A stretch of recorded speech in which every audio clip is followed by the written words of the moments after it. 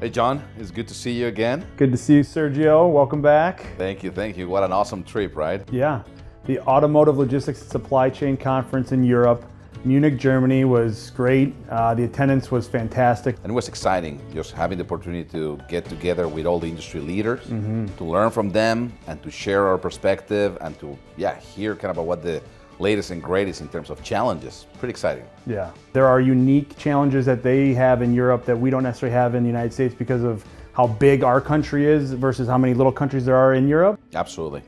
I believe that they also talk about precisely having the complexity of multiple countries divided by multiple borders makes it so challenging, and especially in understanding that nothing is as standardized, so it's much more fragmented. It feels like in Europe that they all see the issues as the same, but they're doing it in a vacuum or in a silo, and to come together to deal with fuel, to deal with capacity constraints.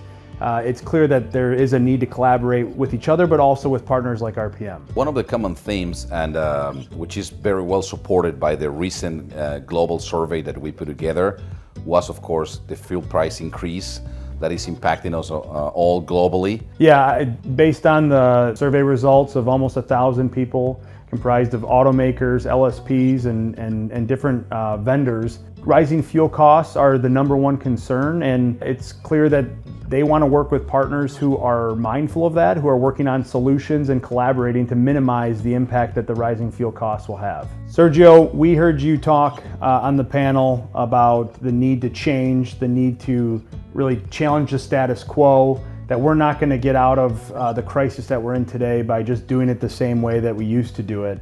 It feels like some of the topics that we were discussing are very redundant just because they've been there for such a long period of time, and our customers are looking for a solution-based model that can actually connect all the dots, from lack of capacity, from combating the fuel price increases, to battle the driver shortage by providing better solutions to the drivers. So as we discussed in Munich, one of the biggest strengths of RPM is our ability to remain flexible and agile in every environment, dealing with every kind of challenge. I think that our relationships with carriers, our relationships with shippers, our global knowledge of how to work inside these different countries gives us a unique opportunity to provide not only agile solutions, but also intel and insight to be a partner and to be able to collaborate with data, with visibility. Our business model, although it's always been resilient and strong, now has evolved into a solution-based organization, which allowed us to touch more vehicles, of course, but also to provide better solutions.